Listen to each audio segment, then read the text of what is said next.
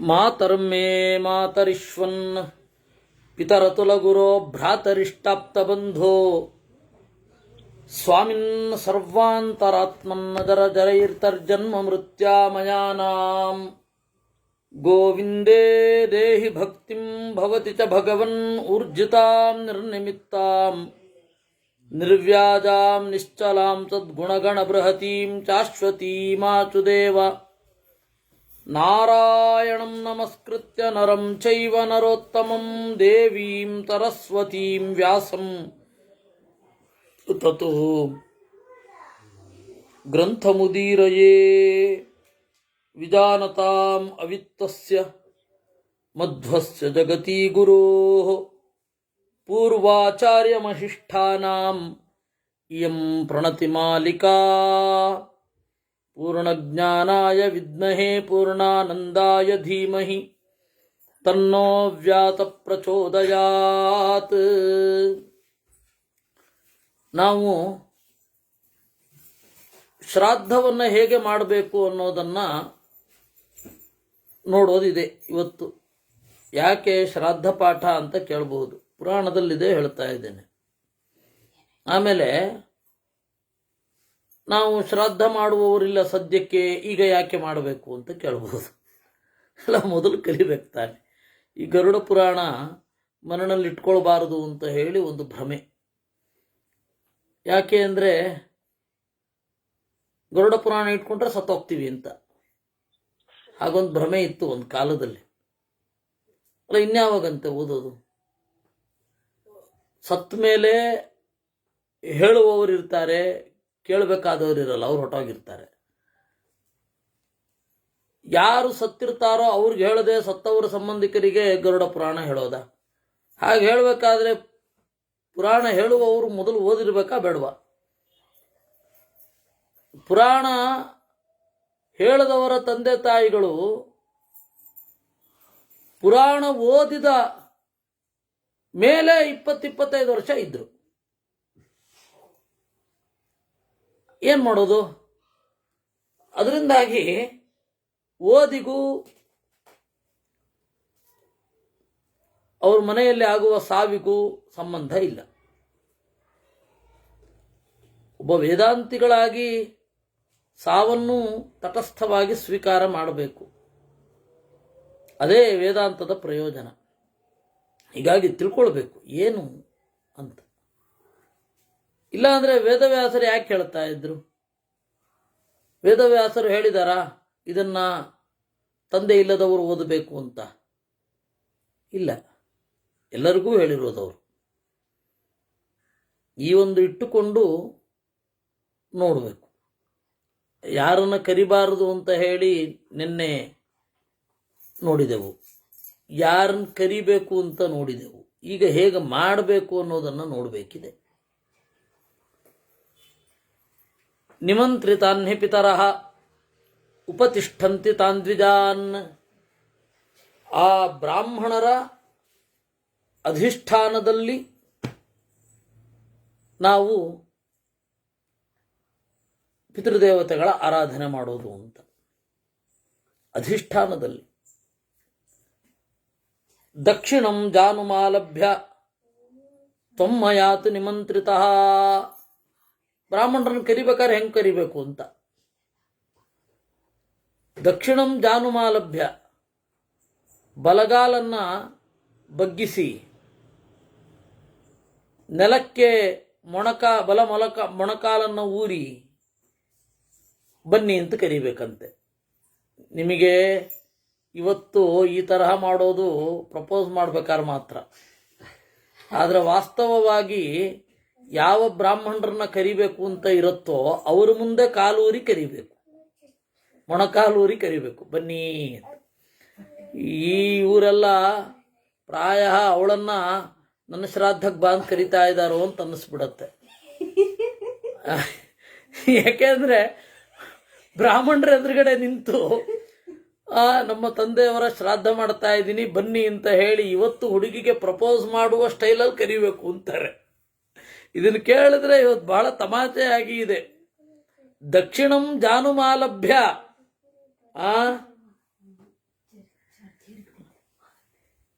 ತ್ವಮ್ಮಯಾತ್ ನಿಮಂತ್ರಿತಃ. ನಿಮಂತ್ರಣ ಮತ್ತು ಆಮಂತ್ರಣ ಅಂತ ಎರಡು ಶಬ್ದ ಇದೆ. ನಿಮಂತ್ರಣ ಅಂದರೆ ಬರಲೇಬೇಕು ಅಂತ ಕರೆಯೋದು. ಆಮಂತ್ರಣ ಅಂದರೆ ಬರಬಹುದು ಬಿಡಬಹುದು ಅಂತ. ಮದುವೆ ಕೊಡೋದು ಆಮಂತ್ರಣ. ಬ್ರಾಹ್ಮಣರಿಗೆ ಯಾರಿಗೆ ಆಮಂತ್ರಣ, ಯಾರಿಗೆ ನಿಮಂತ್ರಣ ಅಂತ.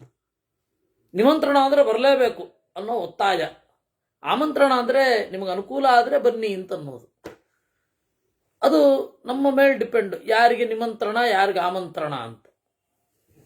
ಅದರಿಂದಾಗಿ ನಿಮಂತ್ರಣ ಪತ್ರಿಕೆ ಅಂತ ಹೇಳಿ ಪ್ರಿಂಟ್ ಮಾಡಿಸ್ಲಿಕ್ಕೆ ಹೇಳ್ತಾ ಇದ್ರು.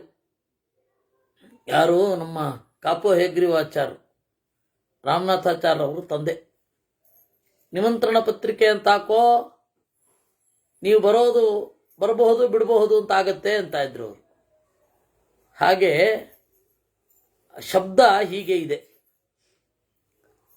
ಆ ಬ್ರಾಹ್ಮಣರನ್ನ ಅವನು ಹಿಂದಿನ ದಿವಸ ಕರಿಬೇಕು ಅಥವಾ ಬೆಳಗ್ಗೆ ಕರಿಬೇಕು. ಕೆಲವೊಂದು ಕಡೆ ಏನಾಗತ್ತೆ, ಕರೆದ ಮೇಲೆ ದಂತಕಾಷ್ಠ ಉದ್ಕೊಳ್ಳಿ, ಆಮೇಲೆ ಅವರಿಗೆ ಅಭ್ಯಂಜನ ಮಾಡಿ ಆಮೇಲೆ ಕೂಡಿಸ್ಬೇಕು ಬ್ರಾಹ್ಮಣರನ್ನ ಅಂತ. ಅಂದರೆ ಪೂರ್ತಿ ಯೋಗಕ್ಷೇಮವನ್ನು ನೋಡಿಕೊಳ್ಳೋದು ಆಮಂತ್ರಿತರಾದ ಬ್ರಾಹ್ಮಣರ ಬಗ್ಗೆ ಅಥವಾ ನಿಮಂತ್ರಿತರಾದ ಬ್ರಾಹ್ಮಣರ ಬಗ್ಗೆ ಪೂರ್ತಿ ಅವರ ದಿವಸದ ಬೆಳಗ್ಗಿನ ಚಟುವಟಿಕೆಯಿಂದ ಹಿಡಿದು ಮಧ್ಯಾಹ್ನ ಊಟ ಮಾಡಿ ಮರಳಿ ಹೋಗುವ ತನಕ ನೋಡಿಕೊಳ್ಳೋದೇನಿದೆ ಅದು ಬಹಳ ಹಿಂದಿನ ಕಾಲದ ಶ್ರಾದ್ದದ ಪದ್ಧತಿ. ಇಲ್ಲ ಅವರೆಲ್ಲ ಮುಗಿಸ್ಕೊಂಡು ಬಂದಿರ್ತಾರೆ ಅಂತಂದ್ರೆ ಆವಾಗ ದಂತಕಾಷ್ಠ ಎಲ್ಲ ಕೊಡ್ಲಿಕ್ಕಿಲ್ಲ.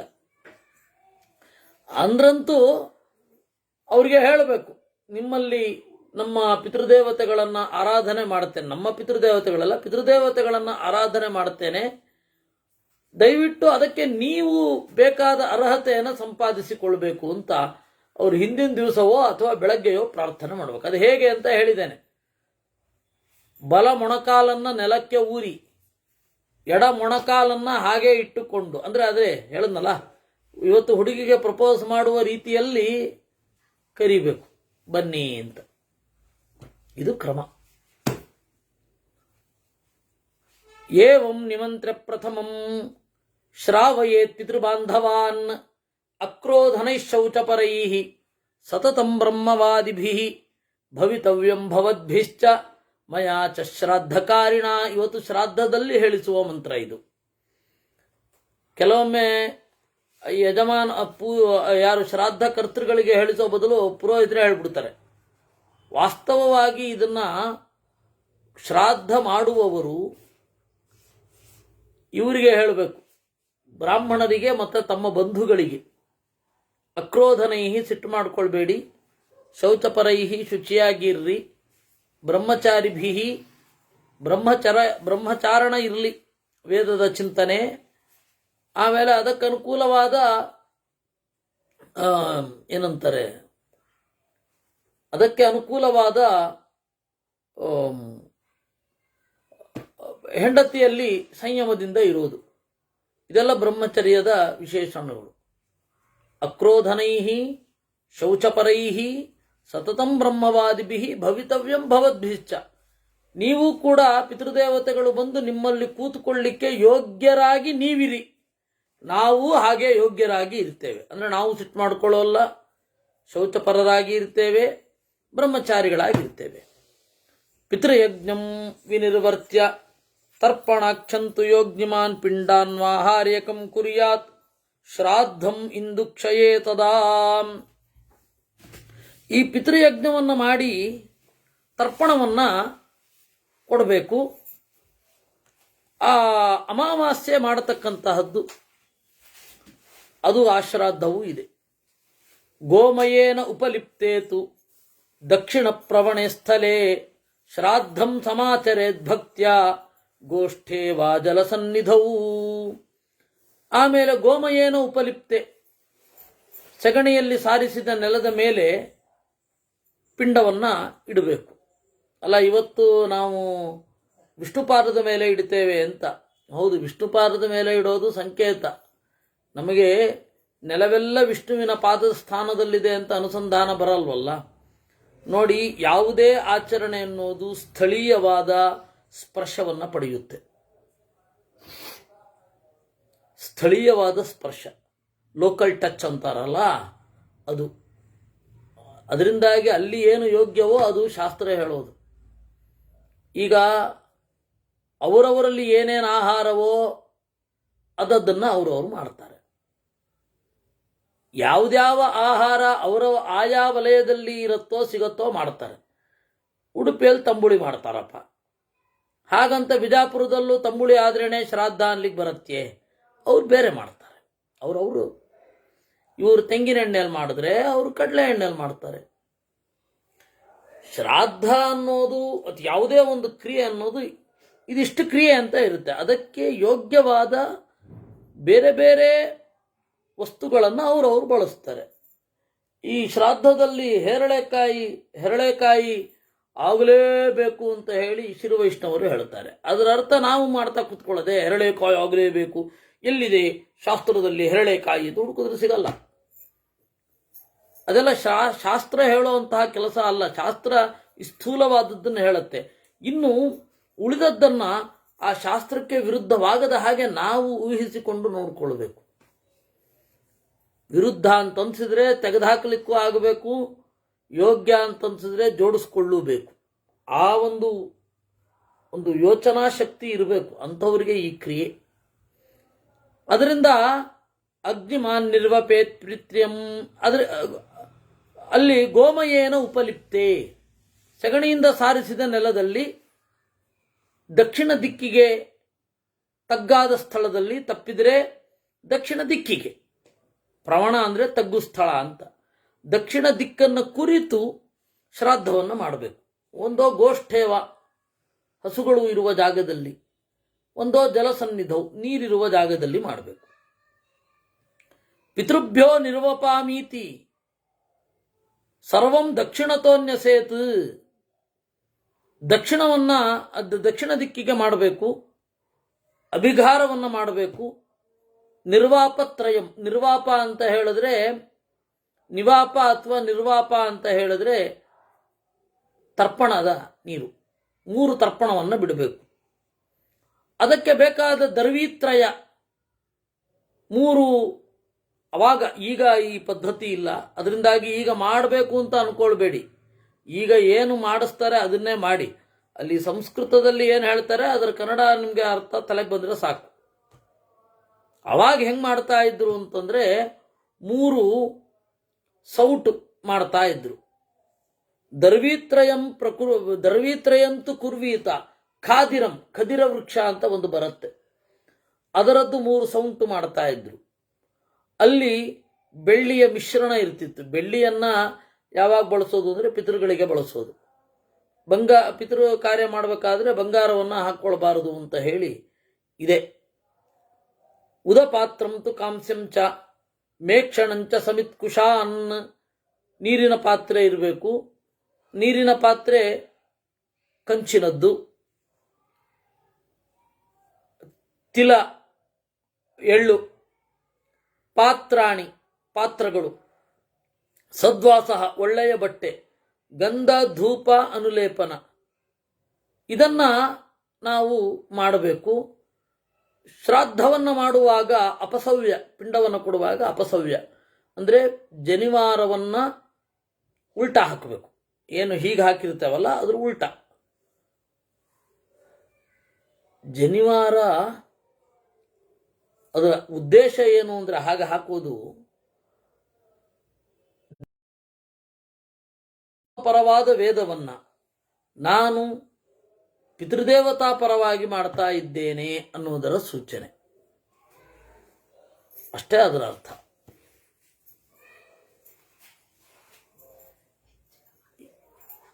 ಈ ರೀತಿ ಏವಮಾಸಾದ್ಯ ತತ್ಸರ್ವಂ ಭವನಸ್ಯ ಅಗ್ರತೋ ಭುವಿ ಗೋಮಯೇನ ಉಪಲಿಪ್ತಾಯಾಂ ಗೋಮೂತ್ರೇಣ ಚ ಮಂಡಲಂ ಅಕ್ಷತಾಭಿಃ ಸಪುಷ್ಪಾಭಿಃ ತದಭ್ಯರ್ಚ ಅಪಸವ್ಯವತ್.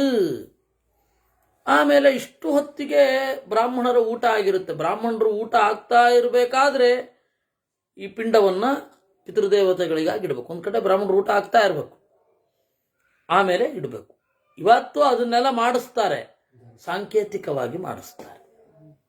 ಒಂದೆರಡು ಪುಟ್ಟ ಪುಟ್ಟ ಎಲೆ ಇಟ್ಟು, ದೊನ್ನೆ ಇಟ್ಟು ಅವರಿಗೆ ಅರ್ಘ್ಯವನ್ನು ಕೊಟ್ಟೆವು. ಅರ್ಘ್ಯ ಅಂದರೆ ಮುಖ ತೊಳೆಯುವ ನೀರು, ಪಾದ್ಯ ಅಂದರೆ ಕಾಲು ತೊಳೆಯುವ ನೀರು. ಮೊದಲು ಕಾಲಿಗೆ ನೀರು, ಆಮೇಲೆ ಮುಖ ತೊಳ್ಕೊಳ್ಳುವ ನೀರು, ಆಮೇಲೆ ಅಭ್ಯಂಜನವನ್ನು ಅದರಲ್ಲೇ ಮಾಡಿಸ್ಬಿಡ್ತಾರೆ, ಸಾಂಕೇತಿಕ ಎಲ್ಲ. ಆಮೇಲೆ ಪಾದ ಪ್ರಕ್ಷಾಳನ ಆಗುತ್ತೆ.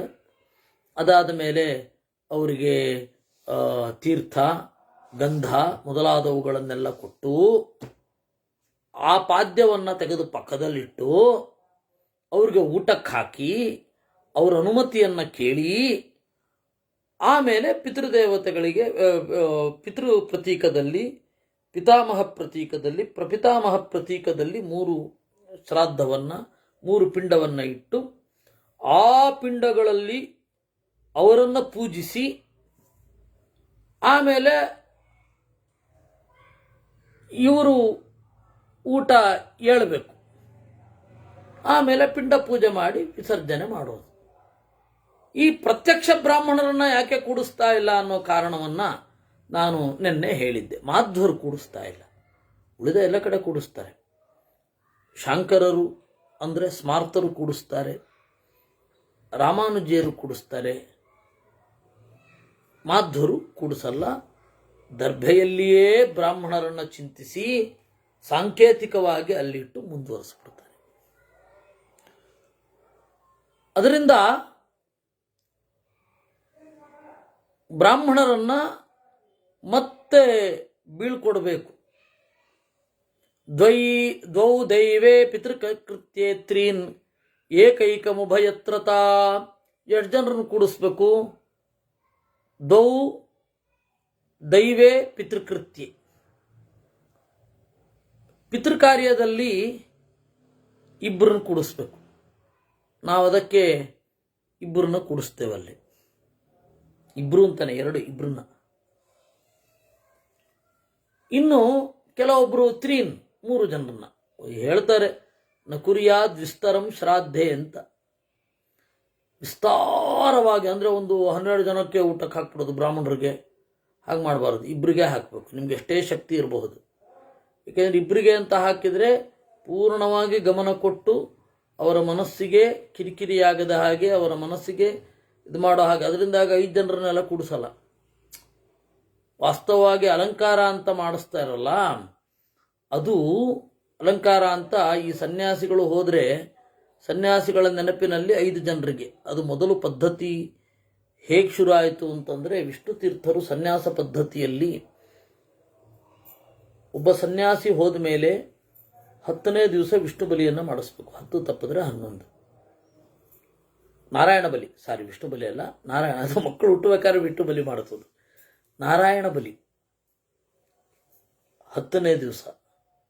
ಆಮೇಲೆ ವರ್ಷ ಮುಗಿಯುವಾಗ ನಾರಾಯಣ ಬಲಿ ಮಾಡಿಸ್ಬೇಕು. ಆ ಸನ್ಯಾಸಿ ಜ್ಞಾನಿಯಾದರೂ ಏನಾದರೂ ನಾರಾಯಣ ಬಲಿ ಮಾಡಿಸ್ಬೇಕು. ಹಾಗೆ ನಾರಾಯಣ ಬಲಿ ಮಾಡಿಸಿ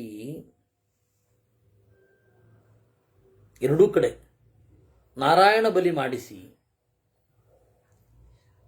ಅವಾಗ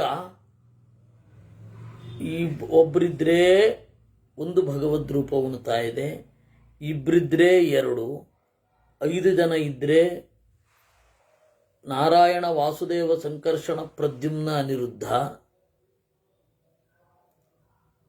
12 ಜನ ಇದ್ದರೆ ಕೇಶವಾದಿ 12, 24 ಜನ ಇದ್ದರೆ ಕೇಶವಾದಿ 24, 100 ಜನ ಇದ್ದರೆ 1000 ಜನ ಇದ್ದರೆ ವಿಶ್ವಾದಿ ಸರ್ವಪ್ರಹರಣಾಯುಧ ಪರ್ಯಂತ ರೂಪಗಳನ್ನು ಅಲ್ಲಿ ಚಿಂತಿಸಿ ಮಾಡೋದು.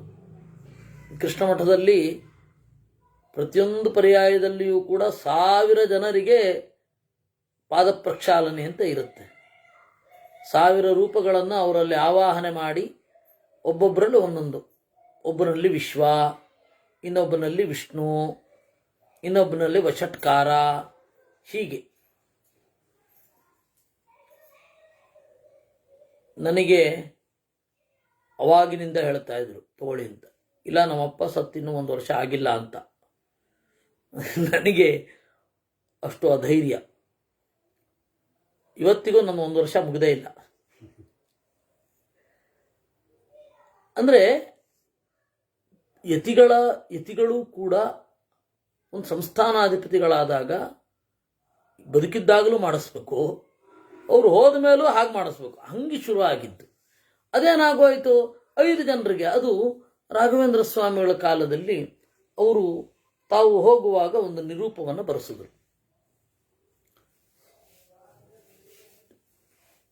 ಕೇವಲ ಜ್ಞಾನದಿಂದ ಬದುಕುವ ಅಧ್ಯಯನ ನಿಷ್ಠರಾದ 5 ಜನ ಬ್ರಾಹ್ಮಣರಿಗೆ ನೀವೇನು ಮಾಡಬೇಕು, 1 ವರ್ಷಕ್ಕಾಗುವಷ್ಟು ದ್ರವ್ಯಗಳನ್ನು ಕೊಡಬೇಕು. 1 ವರ್ಷ ಇನ್ನೇನೂ ಯೋಚನೆ ಇಲ್ಲದೆ ಓದಬೇಕು. ಆ ಥರದವರಿಗೆ ಅಲಂಕಾರಕ್ಕೆ ಕೂಡಿಸ್ಬೇಕು ಅಂತ. ಅದು ಅಲಂಕಾರಕ್ಕೆ ಅಂದರೆ ಇವ್ರು ಏನೇನೋ ಮಾಡ್ತಾರಲ್ಲ, ಚುಟ್ಟು ದೀಪ ಹಚ್ಚಿ ಎಂತೆಂಥದೋ ಮಾಡ್ತಾರೆ, ಅದಲ್ಲ. ಅವರು ಒಟ್ಟಂನಲ್ಲಿ ಬರೆದಿರೋದು ಹಾಗೆ. ಅಂದರೆ ಅಧ್ಯಯನ, ಅಕಸ್ಮಾತ್ ಅವನ ಹೆಂಡತಿ ಏನಾದರೂ ಬಸಿರಾಗಿದ್ದರೆ ಕೂಡಿಸ್ಬಾರ್ದು. ಯಾಕೆಂದರೆ ಅವನಿಗೆ ಅಧ್ಯಯನದಲ್ಲಿ ತೊಡಗಲಿಕ್ಕಾಗಲ್ಲ. ಈ ತರಹದ ಪದ್ಧತಿ ಒಂದು ಕಾಲದಲ್ಲಿ ಇತ್ತು. ಅಲಂಕಾರದ ನಿಜವಾದ ಉದ್ದೇಶ ಅವನ ಜ್ಞಾನ ಉಪಯೋಗ, ಅವನು ಜ್ಞಾನದಲ್ಲಿ ತೊಡಗಲಿ, ಅಧ್ಯಯನದಲ್ಲಿ ತೊಡಗಲಿ ಅಂತ ಅದಿರ್ತಿತ್ತು. ಅದು ಏನೇನೋ ಆಗೋಗಿದೆ ಈಗ. ನಮ್ಗೆ ಗಾಬರಿ ಆಗಬೇಕು, ಅದು ಏನೇನೋ ಆಗಿದೆ. ವಾಸ್ತವವಾಗಿ ಹಾಗಿರಲಿಲ್ಲ.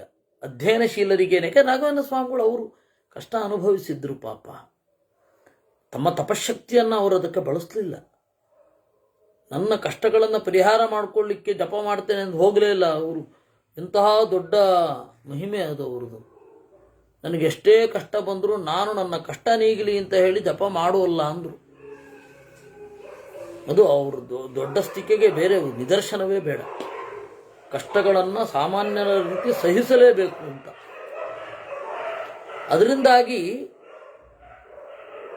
ನಿಮಗೆ ಶ್ರಾದ್ದದಲ್ಲಿ ಎಷ್ಟೇ ಶಕ್ತಿ ಇದ್ರೂ ತಂದೆ ಶ್ರಾದ್ದದಲ್ಲಿ ಇಬ್ಬರನ್ನೇ ಕರೆಸಬೇಕು.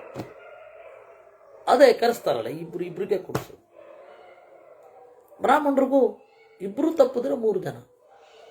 ದ್ವೌ ದೈವೇ ಪಿತೃಕೃತ್ಯೆ 3 ಏಕೈಕಂ ಉಭಯತ್ರ ಚಾನ್. ಇನ್ನೊಂದಿತ್ತು ಅಂತಂದ್ರೆ ಇನ್ನೊಂದನ್ನು ಮಾಡಿ. ಭೋಜಯೇದೀಶ್ವರೋಪೀಹ ನ ಕುರ್ಯಾದ್ವಿಸ್ತರಂಬುಧ. ನಿಮಗೆ ಎಷ್ಟೇ ಸಂಪತ್ತಿದ್ರು ಇಬ್ರು ತಪ್ಪಿದ್ರೆ 3, ಅದಕ್ಕಿಂತ ಜಾಸ್ತಿ ಕೂಡಿಸ್ಬೇಡಿ. ದೈವಪೂರ್ವಂ ನಿಯೋಜ್ಯಾಥ ವಿಪ್ರಾನರ್ಗ್ಯಾದಿನಾ ಬುಧ ಅಗ್ನೌ ಕುರ್ಯಾದನುಜ್ಞಾತೋ ವಿಪ್ರೇರ್ವಿಪ್ರೋ ಯಥಾವಿಧಿ ಸ್ವಗೃಹ್ಯೋಕ್ತ ವಿಧಾನೇನ ಕಾಂಸೇ ಕೃತ್ವಾ ಚರುಂ ತತಃ. ಸ್ವಗೃಹ್ಯೋಕ್ತ ವಿಧಾನೇನ. ಗೃಹ್ಯ ಅಂದರೆ ಗೃಹ್ಯ ಸೂತ್ರ. ಗೃಹ್ಯ ಸೂತ್ರಗಳಲ್ಲಿ ಹೇಳಿದಂತೆ ಅನ್ನವನ್ನು ಮಾಡಿ ಆ ಅಗ್ನಿ ಕಾರ್ಯವನ್ನು ಮಾಡಿ ದಕ್ಷಿಣಾಗ್ನವು ಅಂತಾರೆ. ಈಗ ನಾವು ದಕ್ಷಿಣಾಗ್ನಿಯನ್ನು ಪ್ರತ್ಯೇಕ ಇಟ್ಕೊಂಡಿಲ್ಲ. ದಕ್ಷಿಣಾಗ್ನಿ ಅಂತಂದರೆ ಅಗ್ನಿ 3: ಗಾರ್ಹಪತ್ಯಾಗ್ನಿ, ದಕ್ಷಿಣಾಗ್ನಿ, ಆವಸತ್ಯ ಅಂತ ಕರೀತಾರೆ. ಈ 3 ಅಗ್ನಿಯಲ್ಲಿ ಆರಾಧನೆ ಮಾಡೋದು. ಈ ದಕ್ಷಿಣಾಗ್ನಿ ಇದೆಯಲ್ಲ ಯಜಮಾನ, ಆ ದಕ್ಷಿಣಾಗ್ನಿಯಿಂದಲೇ ಅವನ ಶರೀರವನ್ನು ಸುಡೋದು. ಅಂದರೆ ಅವನು ಇಡೀ ಜೀವನ ಯಾವ ಅಗ್ನಿಯನ್ನ ಆರಾಧನೆ ಮಾಡಿದನೋ ಅದೇ ಅಗ್ನಿಯಿಂದ ಅವನ ಶರೀರವನ್ನು ಸುಡೋದು. ಆ ಅಗ್ನಿಯನ್ನ ಹೊರಗಡೆ ತಂದಿಡೋದು. ಅದು ಇಂಡಿಕೇಶನ್ ಮನೆಯ ಯಜಮಾನ ಮನೆಯೊಳಗಡೆ ಇಲ್ಲ ಅಂತ. ಅದಕ್ಕೆ ಮನೆ ಹೊರಗಡೆ ಅಗ್ನಿ ಹಾಕಿದ್ರೆ ಓ ಅಂತಾರೆ. ವಾಸ್ತವವಾಗಿ ಅಗ್ನಿ ಆರಾಧನೆ ಮಾಡ್ತಾ ಇದ್ದಾಗ ಹೀಗೆ ಆ ರೀತಿ. ಮತ್ತೆ ಇವತ್ತು ನಾವು ತಿಳ್ಕೊಂಡ್ಬಿಡ್ಬೇಕು, ಓ ಮುಂದ್ಗಡೆ ಅಗ್ನಿ ಇಟ್ಟಿದ್ದಾರೆ ಅಂದರೆ ಓ ಇವರು ಹೋಗಿದ್ದಾರೆ ಮನೆಯಲ್ಲಿ. ಅದರಿಂದಾಗಿ ನಾವು ಅದನ್ನು ನೋಡಿದವರು ಭಿಕ್ಷೆ ಬೇಡಲಿಕ್ಕೆಲ್ಲ ಬರ್ತಾ ಇರಲಿಲ್ಲ. ಅವಾಗೆಲ್ಲ ಯತಿಗಳು ಭಿಕ್ಷೆ ಬಿಡ್ತಾ ಇದ್ರಲ್ವಾ, ನೋಡಿದ್ರೆ ಗೊತ್ತಾಗುತ್ತೆ. ಶ್ರಾದ್ದ ನಡೀತಾ ಇರಬೇಕಾದ್ರೆ ರಂಗೋಲೆ ಹಾಕಬೇಕಾ ಹಾಕಬಾರದಾ ಅಂತಂದ್ರೆ ಹಾಕ್ತಾ ಇರಲಿಲ್ಲ. ಯಾಕೆ ಅಂದರೆ ಯತಿಗಳಲ್ಲಿ ಭಿಕ್ಷೆಗೆ ಬರ್ತಾ ಇರಲಿಲ್ಲ. ಯಾಕಂದ್ರೆ ಮಧ್ವಾಚಾರ್ಯರ ಕಾಲದಲ್ಲೇ ಯತಿಗಳು ಭಿಕ್ಷೆಗೆ ಬರೋದು ನಿಂತೋಗಿತ್ತು. ಅವರಿಗೆ ಮಠ ಅಂತಾಗಿ ಅಲ್ಲಿ ಆಗೋದು. ಆದರೆ ಆಚಾರ್ಯರು ಹೇಳೋದು ಮಾತ್ರ ಹೇಳ್ತಾರೆ, ತ್ರಿಪಂಚ ಸಪ್ತ ಸದ್ಮಾನಿ ತಥೋ ನಾಣ್ಯಂ ಪ್ರಯಾಚಯೇತಂತ. 3, 5, 7 ಮನೆಗಳಲ್ಲಿ ಭಿಕ್ಷೆ ಬೇಡಬೇಕು. ಸಿಗಲಿಲ್ಲ ಅಂದರೆ ಅವತ್ತು ಉಪವಾಸ ಇದ್ದು ಮಾರನೇ ದಿವಸ ಮತ್ತೆ ಆ ಪ್ರಕಾರ ಶುರು ಮಾಡಬೇಕು. 7 ಮನೆ ಮೇಲ್ಗಡೆ ತಿರುಗಲಿಕ್ಕಿಲ್ಲ ಸನ್ಯಾಸಿಗಳಿಗೆ. ಆ ಸನ್ಯಾಸಿ ನೋಡ್ತಾನೆ, ಓ ಇಲ್ಲಿ ಈ ತರಹ ಇದೆಯಪ್ಪ, ಇಲ್ಲಿ ಸಾವಾಗಿದೆ, ಇಲ್ಲಿ ನಾನು ಕೇಳೋಲ್ಲ, ಮುಂದೊಟ್ಟೋಗ್ತಾನೆ. ಇವೆಲ್ಲ ಸೂಚನೆಗಳಷ್ಟೇ, ಪುಣ್ಯವೂ ಇಲ್ಲ ಪಾಪವೂ ಇಲ್ಲ. ಅಗ್ನಿ ತಂದಿಟ್ರೆ ಮುಂದೆ ಪುಣ್ಯವಾ ಪಾಪವಾ ಅಂದ್ರೆ ಏನು ಹೇಳೋದು? ಸೂಚನೆ ಅಪ್ಪ ಅದು. ಮಣೆಯನ್ನ ಹೀಗಿಡಬೇಕಾ ಹಾಗಿಡಬೇಕಾ? ಸೂಚನೆ, ನಿಮ್ಮ ಅಂಡರ್ಸ್ಟ್ಯಾಂಡಿಂಗ್ ಅದು. ಅದರಿಂದ ದಕ್ಷಿಣಾಗ್ನಿಯಲ್ಲಿ ಇದನ್ನ ಮಾಡಬೇಕು. ಪ್ರಾಚೀನಾವೀತಿನ ಕಾರ್ಯಂ ಅತಃಸರ್ವಂ ವಿಜಾನತ. ದೈವ ಕಾರ್ಯವನ್ನ ಉಪವೀತಿಯಾಗಿ ಪಿತೃಕಾರ್ಯವನ್ನ ಅಪಸವ್ಯದಿಂದ ಮಾಡಬೇಕು.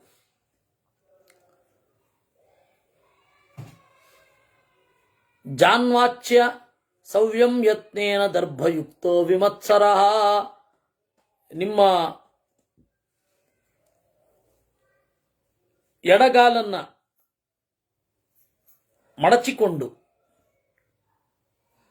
ಆ ಪಾದದ ಮೇಲೆ ಕುಳಿತುಕೊಂಡು ಮಾಡಬೇಕು. ಅಂದ್ರೆ ಅಷ್ಟು ಆರೋಗ್ಯ ಕಾಪಾಡಿಕೊಂಡಿರ್ಬೇಕು ಅಂತ. ವಿಧಾಯ ಲೇಖಾ ಯತ್ನೇನ ನಿರ್ವಾಪೇಶ್ವವನೇಜನಂ ನಿಧಾಯ ಪಿಂಡಮೇಕೈಕಂ ಸರ್ವದರ್ಭೇಶ್ವನುಕ್ರಮಾತ್. ದಕ್ಷಿಣಾಭಿಮುಖವಾಗಿ ಕುಳಿತುಕೊಂಡು ಒಂದೊಂದೇ ಪಿಂಡವನ್ನ ಇಡಬೇಕು. ನಾಮ ಗೋತ್ರಗಳನ್ನು ಕೀರ್ತನೆ ಮಾಡಬೇಕು. ತೇಷು ದರ್ಭೇಶೋತ್ತಮ ಹಸ್ತಂ ವಿಮೃಜ್ಯ ಅಲ್ಲೇಪ ಭಾಗಿನಾಂ ನಿಮೃಜ್ಯಾತ್ ಲೇಪ ಭಾಗಿನಾಂ. ಆಮೇಲೆ ಅಲ್ಲಿ ನಿಮ್ಮ ತರ್ಪಣವನ್ನು ಬಿಡಬೇಕು. ತಂದೆಯ ಸಮಾನರು ಉಳಿದವರು ಯಾರ್ಯಾರಿದ್ದಾರೆ, ತಾತನ ಸಮಾನರು, ತಾತನ ಅಣ್ಣ ತಮ್ಮ ಗೊತ್ತಿಲ್ಲದೆ ಇದ್ದವರು ಎಲ್ಲರಿಗೂ ಬಿಡಬೇಕಲ್ಲಿ.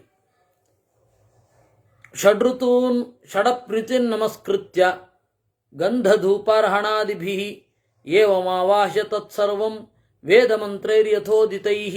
ಈ ರೀತಿ ವೇದಮಂತ್ರಗಳಿಂದ ಚಿಂತನೆ ಮಾಡಿ, ಇದು ಸರ್ವೋದ್ದಿಷ್ಟ ಆಗಿದ್ರೆ ಆ ತರಹ ಬರುವವರೆಲ್ಲರದ್ದು ಮಾಡಬೇಕು. ಸರ್ವೋದ್ದಿಷ್ಟ ಏಕೋದ್ದಿಷ್ಟ ಅಂತ ಹೇಳ್ತಾರೆ. ಆಮೇಲೆ ತತ್ಪಿಂಡಾಗ್ರಂ ಪ್ರಯಚ್ಛೇತ ಸ್ವಧೈಷಾಮಸ್ತಿಬ್ರುವನ್. ಇವರಿಗೆ ಸ್ವಧಾ ಅಂತ ಹೇಳಿ ವರ್ಣಯನ್ ಭೋಜಯೇದನ್ನಂ ಮಿಷ್ಟಂ ಪೂತಂಚ ತರ್ವದ. ಮಿಷ್ಟಾನ್ನವನ್ನು ಪವಿತ್ರವಾದ ಅನ್ನವನ್ನು ಹಾಕಬೇಕು. ವರ್ಜಯೇತ್ ಕ್ರೋಧ ಪರತಾಂ ಸ್ಮರನ್ನಾರಾಯಣಂ ಹರಿಂ. ಕ್ರೋಧಪರತ್ವ ಬಿಟ್ಟು, ಸಿಟ್ಟನ್ನ ಬಿಟ್ಟು ನಾರಾಯಣನನ್ನ ನೆನಪಿಸುತ್ತಾ ಎಲ್ಲರಿಗೂ ಊಟಕ್ಕೆ ಹಾಕಬೇಕು. ಎಲ್ಲರನ್ನ ತೃಪ್ತರನ್ನಾಗಿಸಿದ ಮೇಲೆ ವಿಕಿರ ಮೊದಲಾದವುಗಳನ್ನು ಮಾಡಿ ಆಮೇಲೆ ಸ್ವಸ್ತಿ ವಾಚನವನ್ನ ಮಾಡಿಸಬೇಕು. ಬ್ರಾಹ್ಮಣರನ್ನ ಬಿಡಬೇಕು. ಬ್ರಾಹ್ಮಣರನ್ನ ಬೀಳ್ಕೊಟ್ಟು ದಕ್ಷಿಣ ದಿಕ್ಕಿಗೆ ತಿರುಗಿ ಪಿತೃಗಳನ್ನು ಬೇಡಿಕೊಳ್ಳಬೇಕು. ದಾತಾರೋ ನೋಭಿವರ್ಧಂತಾಂ ವೇದಾ ಸಂತತಿರೇವಚ ಶ್ರದ್ಧಾ ಚ ನೋಮಾ ವ್ಯಗಾತ್ ಬಹುದೇಯಂ ಚ ನೋಸ್ಥಿತಿ. ನಮ್ಮ ಮುಂದಿನ ಪೀಳಿಗೆ ಈ ದಿಸೆಯಲ್ಲಿ ಬೆಳೆಯಲಿ, ವೇದ ಬೆಳೆಯಲಿ, ಸಂತತಿ ಬೆಳೆಯಲಿ. ಶ್ರದ್ಧಾ ಚ ನೋಮಾ ವ್ಯಗಮತ್. ನಮಗೆ ಶ್ರದ್ಧೆ ಕಡಿಮೆಯಾಗದೇ ಇರಲಿ, ಶ್ರದ್ಧೆ ಹೆಚ್ಚು ಹೆಚ್ಚಾಗ್ತಾ ಇರಲಿ. ಬಹುದೇಯಂಚ ನೋಸ್ಥಿತಿ. ಇದೀಗ ಯಾರು ಮಾಡಿಸೋದಿಲ್ಲ. ಅಂದ್ರೆ ಇದು ಯಜಮಾನರೇ ಮಾಡಬೇಕಾದ ಕರ್ತವ್ಯ. ಅನ್ನಂಚನೋ ಬಹುಭವೇತ್ ಅತಿಥಿನಿಷ್ಠ ಲಭೇಮಹಿ.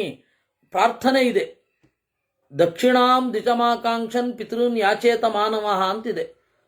ಎಲ್ಲರನ್ನ ಕಳಿಸಿದ ಮೇಲೆ, ಅಂದರೆ ಬ್ರಾಹ್ಮಣರನ್ನ ಕಳಿಸಿದ ಮೇಲೆ, ಬ್ರಾಹ್ಮಣರನ್ನ ಊಟ ಮಾಡಿ ಕಳಿಸಿ ಆದಮೇಲೆ ಇವನು ಊಟ ಮಾಡುವ ಮೊದಲು ದಕ್ಷಿಣ ದಿಕ್ಕಿಗೆ ತಿರುಗಿಕೊಂಡು ಇದನ್ನು ಹೇಳ್ಬೇಕು. ಅದೇ ಹೇಳಂದಲ್ಲ, ದಾತಾರೋ ನೋಭಿವರ್ಧಂತಾಂ ವೇದಾ ಸಂತತಿರೇವಚ ಶ್ರದ್ಧಾ ಚ ಮಾನೋ ವ್ಯಗಮತ್ ಬಹುದೇಯಂಚ ನೋಸ್ಥಿತಿ ಅನ್ನಂಚ ನೋ ಬಹುಭವೇತ್ ಅತಿಥಿನಿಶ್ಚ ಲಭೇಮಹಿ.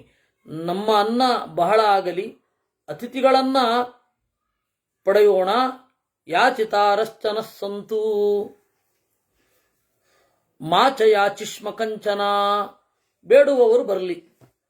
ಪಿತೃದೇವತೆಗಳನ್ನು ಕೇಳಿಕೊಳ್ಳೋದು, ಬೇಡುವವರು ನಮ್ಮನ್ನು ಹುಡುಕಿಕೊಂಡು ಬರಲಿ, ನಾವು ಬೇರೊಬ್ಬರನ್ನ ಬೇಡದೇ ಇರೋಣ ಅಂತ ಹೇಳಿ ಪಿಂಡಾನಸ್ತು ಗೋಜ ವಿಪ್ರೇಭ್ಯೋ ದದ್ಯಾತ್ ಅಗ್ನೌ ಜಲೇಪಿಚ.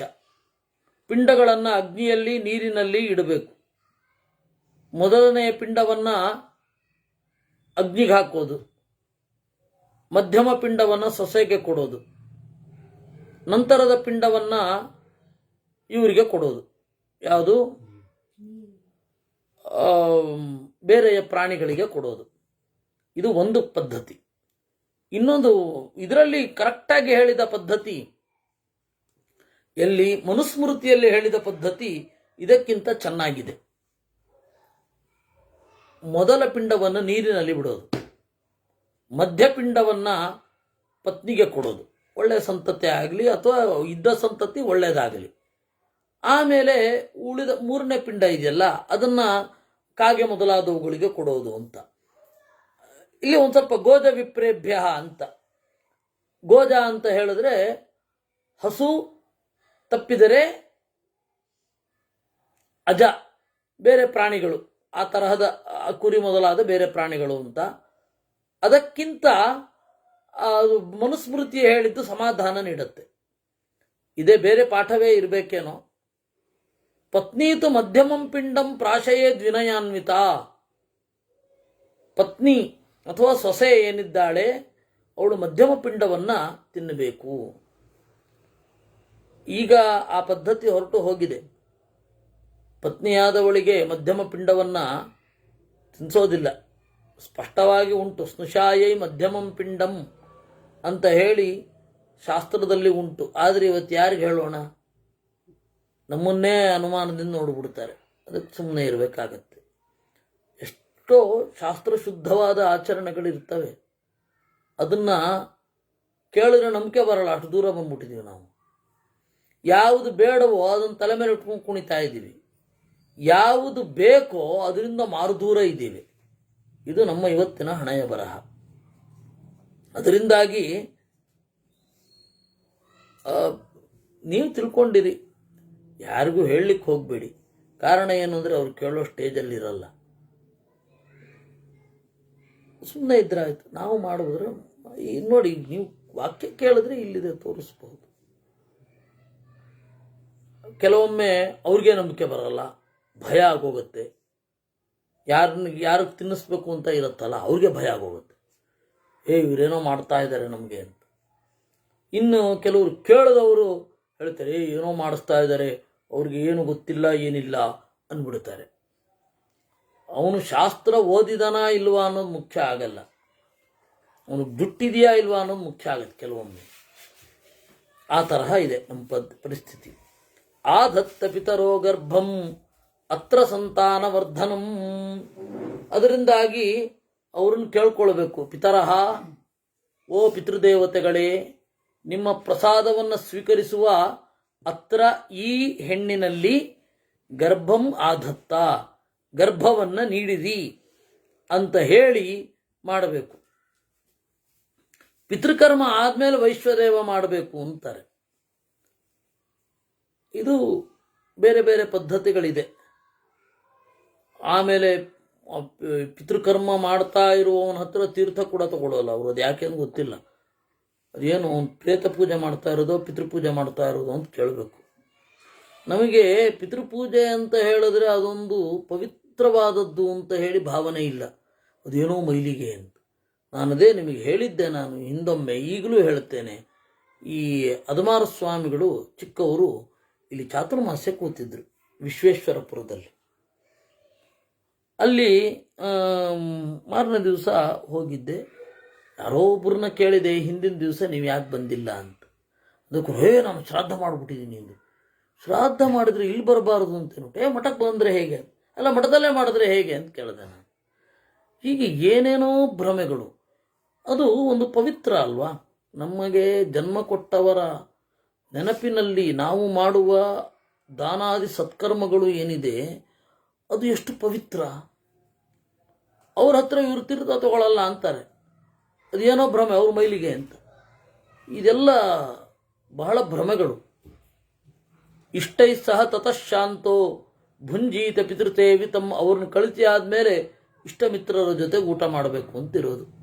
ಶ್ರಾದ್ದ ಕೃತ್ ಶ್ರಾದ್ದ ಭುಕ್ತೈವ ಸರ್ವಮೇತದ್ವಿಮರ್ಜಯೇತ್ ಪುನರ್ಭೋಜನ ಮಧ್ವಾನಂ. ಆಮೇಲೆ ಶ್ರಾದ್ದ ಮಾಡಿದವನು ಅವತ್ತು ಎಲ್ಲಿಯೂ ಪ್ರಯಾಣ ಮಾಡಬಾರದು, ಅವತ್ತು ಮತ್ತೆ ಊಟ ಮಾಡಬಾರದು. ಯಾನಂ, ಆಮೇಲೆ ಯಾನಂ ಆಯಾಸ, ವಿಪರೀತ ಕಷ್ಟಪಟ್ಟು ಏನೇನೋ ಕೆಲಸ ಮಾಡಬಾರದು. ಶ್ರಾದ್ದ ಮಾಡಿದ ದಿವಸ ಶಾಂತವಾಗಿರಬೇಕು. ಮನೆ ಕ್ಲೀನ್ ಮಾಡದೆ, ಅದನ್ನು ಮಾಡದೆ, ಇದನ್ನು ಮಾಡದೆ, ಓಡದೆ, ಕೂತೆ ನಿಂತೆ ಅದನ್ನೆಲ್ಲ ಮಾಡಬಾರದು. ಆಯಾಸ ಅಂತಾರೆ ಅದನ್ನು. ಆಯಾಸ ಅಂತಂದರೆ ಕಷ್ಟಪಟ್ಟು ಮಾಡುವ ಕೆಲಸ. ಆಮೇಲೆ ಮೈಥುನ, ಹೆಣ್ಣಿನ ಜೊತೆಗೆ ಇರಬಾರದು. ಇದು ಈ ರೀತಿ ಮಾಡಬೇಕು. ಸ್ವಾಧ್ಯಾಯ ಕಲಹಂ ಚೈವ ದಿವಾ ಸ್ವಪ್ನಂಚ ಸರ್ವದಾ ಅನೇನ ವಿಧಿನಾ ಶ್ರಾದ್ದಂ ನಿರುದ್ವಾಸ್ಯೇಹ ನಿರ್ವಪೇತ್. ಆಮೇಲೆ ಈ ವಿಧದಿಂದ ಶ್ರಾದ್ದವನ್ನ ಮಾಡಿ ಕನ್ಯಾ ಕುಂಭವೃಷಸ್ಥೇರ್ಕೆ ಕೃಷ್ಣಪಕ್ಷೇಶು ಸರ್ವದಾ ಯತ್ರ ಯತ್ರ ಪ್ರದಾತವ್ಯಂ ಸಪಿಂಡೀಕರಣಾತ್ಪರಂ. ಸಪಿಂಡೀಕರಣ ಆದಮೇಲೆ ಯಾವಾಗ ಅನ್ಸುತ್ತೋ ಆಗ ಶ್ರಾದ್ದ ಮಾಡ್ಬೋದು ಅಂತಾರೆ. ಇರೋ ದಿವಸ ಮಾಡೋದೇ ಕಷ್ಟ ಆಗಿದೆ, ಇನ್ನು ಯಾವ್ಯಾವಾಗ ಅವ್ರು ನೆನ್ಪು ಬರುತ್ತೋ ಅವಾಗೆಲ್ಲ ಶ್ರಾದ್ದ ಮಾಡಿದ್ರೆ ಯಾರು ಮಾಡ್ತಾರೆ? ಒಂದೋ ಬದುಕಿದ್ದಾಗ ಮಾಡ್ತಾರೆ, ಒಂದೋ ಮಾಡೋದೇ ಇಲ್ಲ, ಹೋದ್ಮೇಲೂ ಮಾಡಲ್ಲ. ಈ ತರಹ ಇರಬೇಕಾದ್ರೆ ಈ ಶಾಸ್ತ್ರವನ್ನು ಏನು ಮಾಡೋಣ? ಯತ್ರ ಯತ್ರ ಪ್ರದಾತವ್ಯಂ ಸಪಿಂಡೀಕರಣಾತ್ ಪರಂ ಅಂತ. ಕೃಷ್ಣ ಪಕ್ಷದಲ್ಲಿ ಮನಸ್ಸಿಗೆ ಬಂದಾಗ ಮಾಡ್ಬಿಡಿ, ಒಳ್ಳೆ ಬ್ರಾಹ್ಮಣರು ಸಿಕ್ಕಾಗ ಮಾಡ್ಬಿಡಿ ಅಂತಾರೆ. ಈಗ ಅದೆಲ್ಲ ನಾವು ಮಾಡಿಲ್ಲ. ಧರ್ಮಶಾಸ್ತ್ರದಲ್ಲಿ ಬಹಳ ಬದಲಾವಣೆಗಳನ್ನು ಮನುಷ್ಯ ಸಹಜವಾಗಿ ಮಾಡ್ಕೊಂಡ್ಬಿಟ್ಟಿರ್ತೀವಿ. ಯಾರು ಏನು ಪ್ರಯತ್ನ ಪಡಬೇಕಾಗಿಲ್ಲ. ನಿತ್ಯವಾದ ಧರ್ಮ ಉಳಿಯುತ್ತೆ, ಅನಿತ್ಯವಾದದ್ದೆಲ್ಲ ಬದಲಾಗತ್ತೆ. ಯಾವ ಬಟ್ಟೆ ಉಟ್ಕೊಂಡ್ರಿ, ಏನು ಮಾಡಿದ್ರಿ, ಅವೆಲ್ಲ ಅನಿತ್ಯವಾದದ್ದು. ನಿತ್ಯವಾದದ್ದು ಅಧ್ಯಾತ್ಮ. ಅಧ್ಯಾತ್ಮ ಉಳಿದ್ರೆ ಅಧ್ಯಾತ್ಮಕ್ಕೆ ಪೋಷಕವಾಗಿ ಇದೆಲ್ಲ ಉಳಿಯುತ್ತೆ. ನಾವಿವತ್ತೇನು ಮಾಡ್ತಾ ಇದ್ದೀವಿ? ಮಕ್ಕಳಿಗೆ ಅಧ್ಯಾತ್ಮದ ಬಗ್ಗೆ ಎಚ್ಚರವೇ ಕೊಡ್ತಾ ಇಲ್ಲ. ನಾವು ಕೊಡ್ತಾ ಇರೋದು ರಿಚುವಲ್ಸ್ ಬಗ್ಗೆ. ರಿಚುವಲ್ಸ್ ಬೇರೆ, ಅಧ್ಯಾತ್ಮ ಬೇರೆ. ರಿಚುವಲ್ಸ್ ಬಗ್ಗೆ ಒತ್ತು ಕೊಟ್ಟರೆ ಅವನಿಗೆ ಅಧ್ಯಾತ್ಮದ ಬಗ್ಗೆನೂ ವೈರಾಗ್ಯ ಬಂದ್ಬಿಡುತ್ತೆ. ವಸ್ತುತಃ ಎರಡು ಬೇರೆ ಬೇರೆ. ರಿಚುವಲ್ಸ್ ಬೇರೆ, ಅಧ್ಯಾತ್ಮ ಬೇರೆ. ಈ ಅಧ್ಯಾತ್ಮದ ಬಗ್ಗೆ ತಿಳುವಳಿಕೆ ಕೊಟ್ಟಿದ್ರೆ ಅವನು ರಿಚುವಲ್ಸ್ ಹಿಂದೆ ಇರ್ತಾನೆ. ನಮಗೆ ಅದರ ಪ್ರಜ್ಞೆಯೇ ಇಲ್ಲ. ನಾವು ಮಕ್ಕಳಿಗೆ ಹೆಚ್ಚು ರಿಚುವಲ್ಸ್ ಅನ್ನು ಮಾಡು, ಅವನಿಗೆ ಅಧ್ಯಾತ್ಮದ ಹೇಳಿದ್ರೆ ಸಹಜವಾಗಿ ರಿಚುವಲ್ಸ್ ಮಾಡ್ತಾನೆ. ಇದು ನಮ್ಮಲ್ಲಿರುವಂತಹ ದೊಡ್ಡ ಲೋಪ, ಯಾರಿಗೂ ತಲೆಗೇ ಹೋಗದ ಲೋಪ. ಅದರಿಂದಾಗಿ ಅಧ್ಯಾತ್ಮ, ನಿತ್ಯವಾದ ಧರ್ಮ ಇದು ಉಳಿಯುತ್ತೆ. ಅನಿತ್ಯವಾದದ್ದು ಬದಲಾಗ್ತಾ ಹೋಗ್ತಾ ಇರುತ್ತೆ. ತತ್ರಾನೇನೇನ ವಿಧಿನ ದೇಯಮಗ್ನಿಮತಾ ಸದಾ ಅಂತ ಹೇಳಿ ಈ ರೀತಿ ನಿರೂಪಣೆ ಮಾಡ್ತಾರೆ.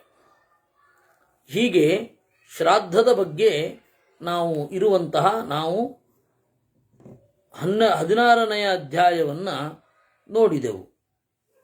ಇನ್ನು ಸಾಮಾನ್ಯ ಶ್ರಾದ್ದ, ಯಾವಾಗಲೂ ಶ್ರಾದ್ದ ಮಾಡಬಹುದು. ಆದರೆ ಕೆಲವೊಂದು ಅದು ಒಳ್ಳೆಯದು. ವಿಷುವ ಸಂಕ್ರಮಣದಲ್ಲಿ ಅರ್ಕ ಸಂಕ್ರಮಣದಲ್ಲಿ ಅಮಾವಾಸ್ಯ, ಅಷ್ಟಕ, ಕೃಷ್ಣಪಕ್ಷ, ಆಮೇಲೆ ಹುಣ್ಣಿಮೆ, ಆರ್ದ್ರಾ ನಕ್ಷತ್ರ, ಮಘಾ ನಕ್ಷತ್ರ, ರೋಹಿಣಿ ನಕ್ಷತ್ರ, ಹಣ ಇದ್ದಾಗ ಮಾಡಿಬಿಡ್ಬೋದು ಬೇಕಂದ್ರೆ. ನಮ್ಮ ಹತ್ರ ಇವಾಗ ಹಣ ಇಲ್ಲ, ಹೌದು, ಹಣ ದ್ರವ್ಯ ಬ್ರಾಹ್ಮಣ ಸಂಗಮೇ, ಹಣ ಇವತ್ತು ಚೆನ್ನಾಗಿದೆ, ಬ್ರಾಹ್ಮಣರು ಬಂದಿದ್ದಾರೆ, ಮಾಡಿಬಿಡ್ಬೋದು. ಅಲ್ಲ, ಇವಾಗೆಲ್ಲ ಯಾರು ಮಾಡ್ತಾ ಇಲ್ಲ ಹೇಳಿದ್ದು. ಗಜಚ್ಛಾಯಾ ವ್ಯತಿಪಾತ, ವ್ಯತಿಪಾತದಲ್ಲಿ ಆಮೇಲೆ ವಿಷ್ಟಿ ವೈಧೃತಿ ವಾಸರೆ, ವೈಧೃತಿ, ಆಮೇಲೆ ವೈಶಾಖ ತೃತೀಯ ನವಮಿ, ತೃತೀಯದಲ್ಲಿ, ಕಾರ್ತಿಕ ಪಕ್ಷದ ನವಮಿಯಲ್ಲಿ, ಮಾಘದ ಹುಣ್ಣಿಮೆಯಲ್ಲಿ, ಆಮೇಲೆ ತ್ರಯೋದಶಿ, ಯುಗಾದಿಗಳು, ಮನ್ವಂತರಾದಿಗಳು, ಆಶ್ವಯುಜ ಮಾಸದ ಶುಕ್ಲ ಪಕ್ಷದ ನವಮಿಯಂದು, ಕಾರ್ತಿಕ ದ್ವಾದಶಿ, ಚೈತ್ರ ಮಾಸದ ತೃತೀಯ, ಭಾದ್ರಪದ, ಫಾಲ್ಗುಣ ಮಾಸದ ಅಮಾವಾಸ್ಯ, ಆಷಾಢದ ದಶಮಿ, ಮಾಘ ಮಾಸದ ಸಪ್ತಮಿ, ಶ್ರಾವಣದ ಅಷ್ಟಮಿ, ಆಷಾಢ ಮಾಸದ ಹುಣ್ಣಿಮೆ, ಎಲ್ಲ ಇದರಲ್ಲೆಲ್ಲ ನಾವು ಮಾಡಬಹುದು. ಅಟ್ಲೀಸ್ಟ್ ಮಾಡಲಿಕ್ಕಾಗಲಿಲ್ಲ ಅಂದರೆ ಪಾನೀಯಮಪ್ಯತ್ರ ತಿಲೈಹಿ ವಿಮಿಶ್ರಂ ದದ್ಯಾತ್ ಪಿತೃಭ್ಯ ಪ್ರಯತೋ ಮನುಷ್ಯ. ರಥಸಪ್ತಮಿ, ಮಾಘ ಮಾಸದ ಸಪ್ತಮಿ ಎಲ್ಲ ಸಂದರ್ಭದಲ್ಲಿ ಮಾಡಬಹುದು ಅಂತಾರೆ. ಅಟ್ಲೀಸ್ಟ್ ತರ್ಪಣವನ್ನಾದರೂ ಕೊಡಬೇಕಾಗತ್ತೆ. ಇವೆಲ್ಲ ಇರುವಂಥದ್ದು. ಇಷ್ಟಾಗಿ ಗ್ರಹಣದ ಸಂದರ್ಭದಲ್ಲಿ, ಮಹಾಲಯ, ತೀರ್ಥಕ್ಷೇತ್ರಕ್ಕೆ ಹೋದಾಗ, ಮತ್ತು ಬೇರೆ ಯಾವಾಗ ಅನಿಸುತ್ತೆ, ಯಾವಾಗ ಕಾಲ ಕೂಡಿ ಬಂದಿರುತ್ತೆ ಆವಾಗ ಮಾಡಬಹುದು, ಇಷ್ಟು ಹೇಳುತ್ತಾರೆ. ಈ ರೀತಿ ಬೇರೆ ಬೇರೆ ತರಹದ ಶ್ರಾದ್ದವನ್ನು ನಿರೂಪಣೆ ಮಾಡ್ತಾರೆ. ಕ್ಷೇತ್ರ ಶ್ರಾದ್ದ ಒಂದು ಸ್ವಲ್ಪ ಭಿನ್ನವಿರುತ್ತೆ. ಇನ್ನು ಏಕೋದ್ದಿಷ್ಟ ಶ್ರಾದ್ದ ಅಂತ, ಶ್ರಾದ್ದದಲ್ಲಿ ಪ್ರಧಾನವಾಗಿ ಎರಡು, ಏಕೋದ್ದಿಷ್ಟ ಮತ್ತು ಸರ್ವೋದ್ದಿಷ್ಟ ಅಂತ. ಏಕೋದ್ದಿಷ್ಟ ಅಂದರೆ ಒಬ್ಬ ವ್ಯಕ್ತಿಯೊಬ್ಬ ಹೋದ ಮೇಲೆ 1 ವರ್ಷದ ತನಕ ಮಾಡುವಂತಹ ಶ್ರಾದ್ದ ಏಕೋದ್ದಿಷ್ಟ. ಅದಾದ ಮೇಲೆ ಮಾಡುವಂಥದ್ದು ಸಪಿಂಡೀಕರಣ ಆದಮೇಲೆ ಸರ್ವೋದ್ದಿಷ್ಟ ಅಂತ. ಆದರೆ ಇವಾಗ ಯಾವುದೋ ದೇಶದಿಂದ ಬರ್ತಾರೆ, 15 ದಿವಸ ಮಾಡಿ ಹೋಗ್ತೇವೆ ಅಂದಾಗ ಸಪಿಂಡೀಕರಣವು 12ನೇ ದಿವಸದಲ್ಲೇ ಮಾಡಿಸಿಬಿಡ್ತಾರೆ. 12ನೇ ದಿವಸವೋ 13ನೇ ದಿವಸವೋ ಯಾರಿಗೂ ಗೊತ್ತು, ನೀವು ಬರ್ತಿರೋ ಇಲ್ವೋ, ಮಾಡಿಸ್ಬಿಡ್ತಾರೆ. ಗಜಚ್ಛಾಯ ಶ್ರಾದ್ದ ಅಂತ ಹೇಳಿದರೆ ನಮಗೆ ಮಂಗಳ ಆಗಲಿ ಅಂತ ಮಾಡಿಸುವ ಶ್ರಾದ್ದ, ಅದನ್ನು ಗಜಚ್ಛಾಯ ಶ್ರಾದ್ದ ಅಂತ ಕರೀತಾರೆ. ಅದು ಟೆಕ್ನಿಕಲ್ ಟರ್ಮ್. ಇನ್ನು ಎಷ್ಟು ದಿವಸ ಮೃತಾಶೌಚ ಎಷ್ಟು ದಿವಸ ಅಂತ ನಿಯಮ ಇಲ್ಲ. ಯಾಕೆಂದರೆ ಧರ್ಮಶಾಸ್ತ್ರದಲ್ಲಿ ಎಷ್ಟೂ ದಿವಸ ಹೇಳ್ತಾರೆ. ನಮ್ಮ ಮನಸ್ಸು ಎಷ್ಟಿರುತ್ತೋ ಅಷ್ಟು. ಹೀಗೆ ಹೇಳಿದ್ರೆ ಇನ್ಹ್ಯೂಮನ್ ಅಂತ ಎಲ್ಲರೂ ಅಂದ್ಕೋತಾರೆ. ಹೇಗಾಗಿರುತ್ತೆ ಅಂದರೆ ಅವರು ಯಾರು ಅಂತಲೇ ನೋಡಿರಲ್ಲ, ಅವರು ಸತ್ತ ಮೇಲೆ ಅವರು ಬದುಕಿದ್ರು ಅಂತ ಗೊತ್ತಾಗುತ್ತೆ ನಮಗೆ. ಆ ಥರದ ಒಬ್ಬ ವ್ಯಕ್ತಿ ಇರ್ತಾರೆ. ಅವ್ರನ್ನ ಹೇಳಿದ್ರೆ ಕೂತ್ಕೋಬೇಕಾ ಕೂತ್ಕೋಬಾರ್ದಾ ಅಂತ ಆ ಒಂದು ತಂತುವೇ ಇರಲ್ಲ. ನಾವು ಹೋಗಿ ಅಲ್ಲಿ ಸಹಾಯ ಮಾಡೋರಲ್ಲ. ಮೊದಲಾದರೆ ಒಂದು ಊರಲ್ಲಿ ಇಷ್ಟು ಜನ ಇರ್ತಾ ಇದ್ರು. ಈಗ ಅವ್ರು ಯಾರೋ ಅಲ್ಲಿ ಯಾವುದೋ ಇದು ನಿಯಮ ಇದೆ. ಮಕ್ಕಳಿಗಂತೂ ಇದ್ದೇ ಇದೆ, ಮಕ್ಕಳಿಗಿದ್ದೇ ಇದೆ. ಯಾಕಂದರೆ ಅವರು 10 ದಿವಸ ಆ ಕ್ರಿಯೆಗಳೇ ಜೋರಿರುತ್ತೆ. ಆ 10 ದಿವಸದ ತನಕ 10, 12, 13 ದುಃಖಕ್ಕೆ ಪುರುಸೊತ್ತೇ ಇರಲ್ಲ. ಅಷ್ಟು ಕೆಲಸಗಳಿರುತ್ತೆ. ಆಮೇಲೆ ಹೋದ್ಮೇಲೆ ಯಾವತ್ತೋ ನೆನಪಾಗಿ ದುಃಖ ಬರಬೇಕಷ್ಟೆ. ನಮಗೆಲ್ಲ ಹಾಗೆ ಆಗೋದು. ನಮ್ಮ ಅತ್ಯಂತ ಸಂಬಂಧಿಕರು, ತಾತ ಅವರೆಲ್ಲ ಹೋದಾಗ ಅವಾಗ ದುಃಖವೇ ಆಗಿರಲ್ಲ. ಯಾಕಂದ್ರೆ ಅದು ತಗೊಂಬಾ, ಇದು ತಗೊಂಬಾ, ಅರೇಂಜ್ ಮಾಡು, ಈ ಅರೇಂಜ್ ಮಾಡು, ಇದೇ ದೊಡ್ಡದಾಗಿ ಕಾಡಿ ನಮಗೆ ಆ ಸಮಯದಲ್ಲಿ ದುಃಖವೇ ಇರಲ್ಲ. ಆಮೇಲೆ ಇನ್ಯಾವತ್ತೋ ಒಮ್ಮೆ ಅಯ್ಯೋ ಛೇ ಅಂತ ಹೇಳಿ ಅವ್ರನ್ನ ಮಿಸ್ ಮಾಡ್ಕೋತೀನಿ. ನನಗೆ ಹತ್ತಿರದವರು ಹೋದಾಗ 2-3 ಜನರದ್ದು ಹಾಗೆ ಆಯಿತು.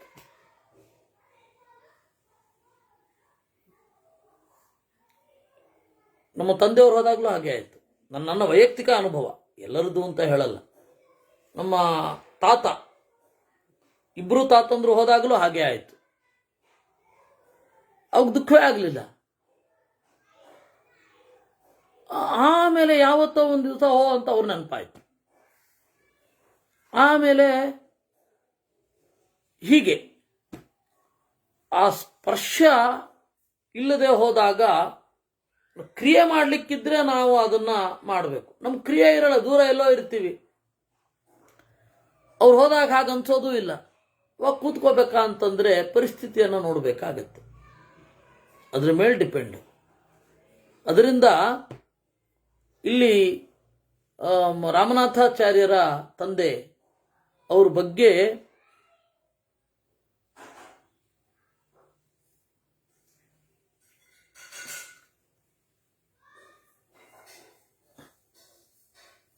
ಅವತ್ತು ಏನಿದೆ, ರಾಮನಾಥಾಚಾರ್ಯರ ತಂದೆಯನ್ನ ಕೇಳಿದ್ರು, ಮೃತಾ ಶೌಚ ಎಷ್ಟು ದಿವಸ ಕೂಡಬೇಕು ಅಂತ. ಅವ್ರ ತಮ್ಮ ಕಲ್ಯ ಗೋಪಾಲ ಭಟ್ರು ಅಂತ, ಉಡುಪಿಯಲ್ಲಿ ಕಲ್ಯ ಅಂತ ಒಂದು ಊರಿದೆ, ಅಲ್ಲಿ ಕೇಳಿದ್ರು. ಅವ್ರನ್ನ ಕೇಳಿ, ಯಾವತ್ತು ಎಷ್ಟು ದಿವಸ ಶ್ರಾದ್ದ, ಎಷ್ಟು ದಿವಸ ಮೃತಾ ಶೌಚ, ನಿನಗೆ ಎಷ್ಟು ದಿವಸ ಬೇಕು ಅಂತ ಕೇಳಿದ್ರು. ಮಗನಿಗೆ ಬಿಟ್ಟು ಉಳಿದವರಿಗೆ ಎಷ್ಟೂ ದಿವಸಕ್ಕೆ ಶಾಸ್ತ್ರ ಪ್ರಮಾಣ ಇದೆ. ಸಾಮಾನ್ಯವಾಗಿ ಹೇಳಬೇಕಾದ್ರೆ ದಶಾಹಂ ಶಾವಮಾಶೌಚಂ ಬ್ರಾಹ್ಮಣೇಶು ವಿಧೀಯತೆ. ಬ್ರಾಹ್ಮಣರಲ್ಲಿ 10 ದಿವಸ, ಕ್ಷತ್ರಿಯರಲ್ಲಿ 12, ವೈಶ್ಯರಲ್ಲಿ 15, ಶೂದ್ರರಲ್ಲಿ 1 ತಿಂಗಳು ಅಂತಾರೆ. ವಾಸ್ತವವಾಗಿ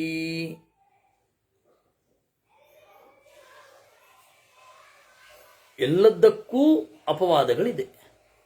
ನೈಷಂವಾಕೃತ ಚೂಡಸ್ಯ ತ್ರಿರಾತ್ರಂ ಪರತಸ್ಮೃತಂ ಅಕೃತ ಚೂಡಸ್ಯ. ಮಗುವಿಗಂತೂ 1 ರಾತ್ರಿ, ಅದಾದ ಮೇಲೆ 10 ದಿವಸ ಆದಮೇಲೆ ಗೊತ್ತಾದರೆ 3 ರಾತ್ರಿ. ಹುಟ್ಟಿನಲ್ಲಿಯೂ ಅಷ್ಟೆ, ಎಷ್ಟು ಸಂತೋಷ ಇರುತ್ತೋ ಅಲ್ಲಿಯ ತನಕ. ವಾಸ್ತವವಾಗಿ ಬೇರೆ ಬೇರೆ ನಿಯಮಗಳುಂಟು. ಆ ನಿಯಮಗಳೆಲ್ಲ ಶಾಪವಾದ ಅಂತನ್ನೋದನ್ನ ತಿಳ್ಕೊಳ್ಬೇಕು. ಅದರಿಂದ ಈ ಏಕೋದ್ದಿಷ್ಟ ಮತ್ತು ಸರ್ವೋದ್ದಿಷ್ಟಗಳನ್ನು ತಿಳ್ಕೊಳ್ಬೇಕು. ಇಷ್ಟು. ಈ ಶ್ರಾದ್ದದಿಂದ ಆರಾಧ್ಯರಾಗುವ ದೇವತೆಗಳು ಯಾರು ಅಂತ ಕೇಳ್ತಾರೆ. ಆಗ ಸೂತ ಹೇಳ್ತಾನೆ, ವಸೂನ್ ವದಂತಿ ಚ ಪಿತೃನ್ ರುದ್ರಾನ್ಶ್ಚೈವ ಪಿತಾಮಹಾನ್ ಪ್ರಪಿತಾಮಹಾನ್ ಸ್ತತಾದಿತ್ಯಾನ್ ಇತ್ಯೇವಂ ವೈದಿಕೀ ಶ್ರುತಿ ಅಂತ. ವಸುಗಳಲ್ಲಿ ಪಿತೃದೇವತೆಗಳನ್ನು, ಅದು ಪಿತೃನಾಮ ಪ್ರತೀಕದಲ್ಲಿ ತಾಂದೆಯ ಹೆಸರು ಅಂತನ್ನುವ ಪ್ರತೀಕ ಅಂದರೆ ವಿಗ್ರಹದಲ್ಲಿ ವಸುಗಳನ್ನು ಆರಾಧನೆ ಮಾಡಬೇಕು. ತಾತಂದಿರ ಹೆಸರಿನಲ್ಲಿ ರುದ್ರನನ್ನ, ಪ್ರಪಿತಾಮಹನ ಹೆಸರಿನಲ್ಲಿ ಆದಿತ್ಯರನ್ನ ಆರಾಧನೆ ಮಾಡಬೇಕು ಅಂತ. ನಾಮ ಗೋತ್ರವನ್ನು ಹೇಳಬೇಕು. ಈ ರೀತಿ ನಿರೂಪಣೆ ಮಾಡ್ತಾರೆ. ಆದರೆ ಯಾರಿಗೆ ಹೇಗೆ ಹೋಗುತ್ತೆ, ಹೇಗೆ ತಲುಪತ್ತೆ, ಅದು ನಮಗೆ ಮುಖ್ಯ. ಅದನ್ನು ನಾವು ಮುಂದಿನ ಬಾರಿ ನೋಡೋಣ. ನಾವು ಶ್ರಾದ್ದಾನ್ನವನ್ನು ಇಡ್ತೇವೆ, ಅದು ಹೇಗೆ ಹೋಗುತ್ತೆ, ಅವ್ರಿಗೆ ಹೇಗೆ ತಲುಪತ್ತೆ. ನಾವು ಈ ಫಾರ್ಮಿನಲ್ಲಿ ಇಡ್ತೇವೆ, ಅದು ಬೇರೆ ಫಾರ್ಮಿಗೆ ಕನ್ವರ್ಟ್ ಆಗಿ ಅವ್ರಿಗೆ ಅನ್ನ ಹೋಗೋದಾದರೆ ಹೇಗೆ ಹೋಗುತ್ತೆ ಅದನ್ನು ಆವಾಗ ನೋಡೋಣ.